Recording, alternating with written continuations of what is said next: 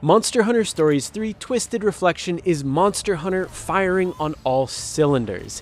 It takes Monster Hunter's core loop and molds it into a fantastic RPG with flexible turn-based combat, an engrossing story, and a captivating world. Its onboarding isn't the smoothest, and some grinding can throw off the pace, but once Stories 3 settles into a rhythm, it's tough to put down.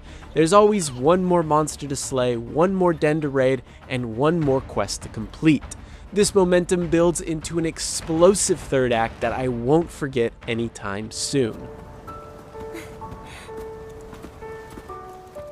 You play as the Prince or Princess of Azuria, a prosperous kingdom on the brink of war with a neighboring nation.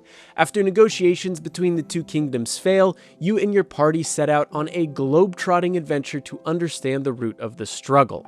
It's an intriguing setup that sidesteps a lot of RPG tropes by putting the conflict front and center early on. Vermeil, the neighboring nation, isn't painted as a ruthless, power-hungry aggressor. Their land is being torn apart by the encroachment, a crystallization phenomenon that is spreading across the kingdom.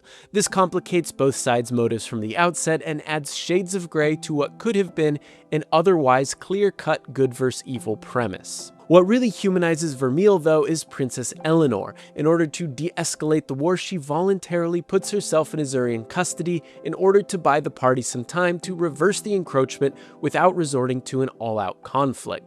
While you never actually visit Vermeil, Eleanor uses food to paint a vivid picture of what it was like growing up there. Meals have always played an important role in Monster Hunter, so it's clever how they're used to tell her story to the player.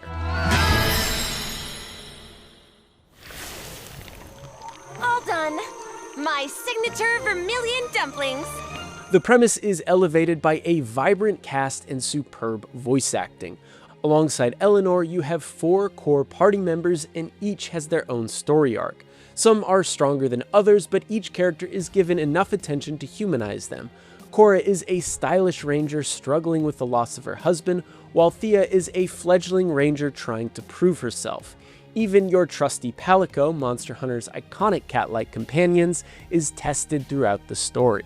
I shouldn't be surprised that a game with stories in the title puts such a strong emphasis on narrative, and fortunately you don't need to play previous entries to follow it, but I didn't expect Monster Hunter Stories 3 to go as hard as it does.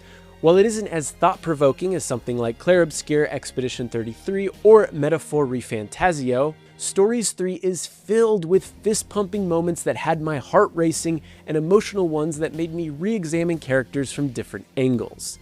All of this crescendos into one of the most electrifying endings I've seen in a very long time. There are a couple sections where the story screeches to a halt though, the aforementioned party member side stories and some tedious grinding near the end. The side stories themselves are enjoyable, but the way they are implemented feels careless. Rather than weaving them throughout the narrative, 5 optional quests are dropped on you all at once in the middle of each chapter.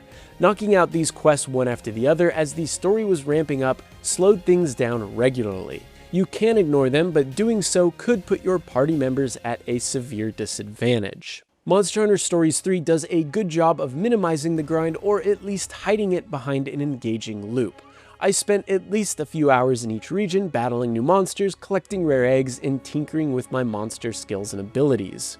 While I found some battles more challenging than others, I never felt the need to take a step back and grind out levels or track down powerful monsters. That is until I reached the final leg of my adventure.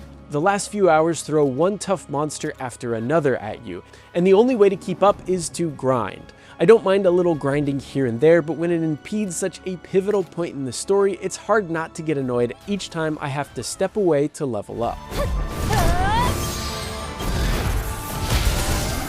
Fortunately, Monster Hunter Stories 3's combat is fantastic. Monster Hunter's core gameplay translates beautifully to turn-based combat. Most monster fights are lengthy, multi-stage battles that require careful consideration and smart stamina management. Different parts are weak to different weapon types, monsters have elemental affinities that can be exploited, and understanding a monster's attack patterns is instrumental when choosing an attack of your own. All these factors make fights feel dynamic.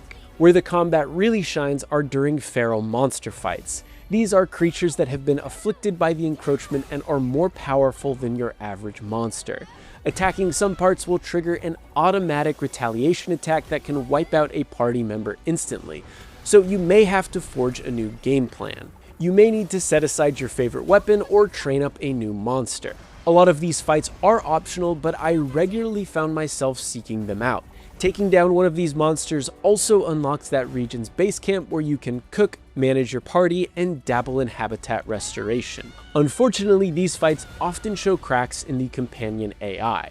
My party members would frequently attack the parts that would trigger backlash attacks. They rarely screwed up a fight so badly that we couldn't recover, but it was baffling watching them frequently make such obvious mistakes. The cherry on top though is the animations. Monster Hunter Stories 3 looks incredible. Combat is punchy and explosive, often alternating between satisfying weapon skills that slice and smash through monsters to over-the-top ultimate attacks called kinship skills that look as though they could level a small village.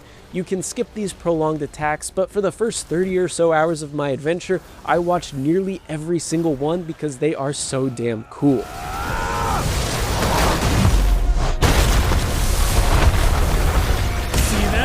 Collecting and training your own monsters, or monsties as they're called here, adds another layer of complexity to combat. You're not limited to your weapons alone. You can bring up to 6 monsties into battle with you, each with their own strengths and weaknesses. What makes monsties so compelling though is how customizable they are. Each monstie has 9 gene slots that can house any attack, ability, or passive skill accumulated over the course of your adventure.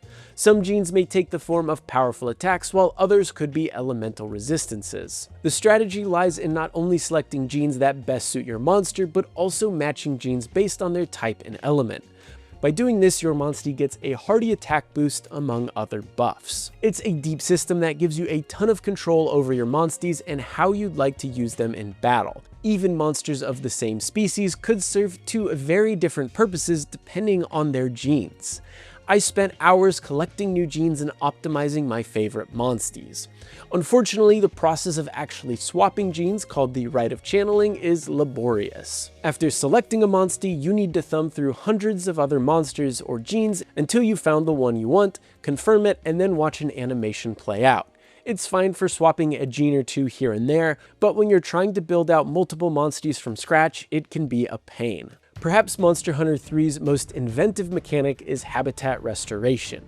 By releasing monsters back into the wild, the areas you explore will yield better monsties in the future. Each region has its own ecosystem with different obtainable monsties. When you release monsties native to that region, it will increase that monstie's rank, which improves your odds of finding more powerful versions with alternate colors, additional types, and rare genes. It's an excellent mechanic that incentivizes you to thoroughly explore the world, gather as many eggs as possible, and release duplicate monsties back into the wild. Additionally, you can tweak a habitat by releasing non-native monsties into it.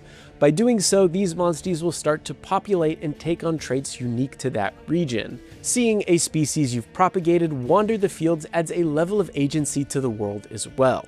My Sunpetal Plains may house different species than yours, which could yield some distinct monsters down the line.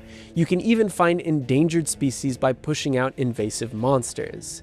These monsters don't have a health bar, and encounters play out more like combat puzzles. Once you've found one, you need to gather clues, then attack certain parts or use certain moves to scare them away. These are fun alternatives to feral monster fights, but the real appeal of completing these are scooping up endangered eggs. You can then release those endangered species back into the world and bring them back from the brink of extinction. Even though many of these monsters are downright terrifying, there's something wholesome about collecting eggs in order to repair the ecosystem and save endangered species. There are a lot of mechanics to parse through both in and out of combat, and Monster Hunter Stories 3 doesn't always do a great job at explaining them. I was hours in before I truly understood how double attacks work. I never really found a way to fill my kinship gauge as efficiently as my party members, and I still don't fully understand the benefits of dual-type monsties. I frequently revisited old tooltips, but even those didn't account for every little mechanic. Even if you never fully come to grips with all of Monster Hunter Stories 3's interlocking systems, it has an exceptional gameplay loop that balances tense combat encounters, malleable team building, and rewarding exploration. It's remarkable how organically everything fits together too. Restoring a habitat can lead to better eggs with better genes, which can improve the viability of your own monsties while simultaneously bolstering the ecosystem. A healthy ecosystem could introduce new monster variants, which can be hunted for new weapon and armor parts. I spent many late nights raiding dens, hunting down feral invasive monsties, restoring habitats, and tinkering with my loadouts. Even without the compelling storyline, I could have easily spent another 20 hours seeing everything Monster Hunter Stories 3 Twisted Reflection has on offer. I've always thought of the Stories subseries as a commendable yet modest spin-off series, but Monster Hunter Stories 3 Twisted Reflection is anything but modest. It takes Monster Hunter's core loop and successfully translates it into turn-based combat, evolves the monster taming genre thanks to habitat restoration, and does all this while telling a thrilling story with a great presentation. Monster Hunter Stories 3 Twisted Reflection easily stands shoulder to shoulder with some of the best Monster Hunter games.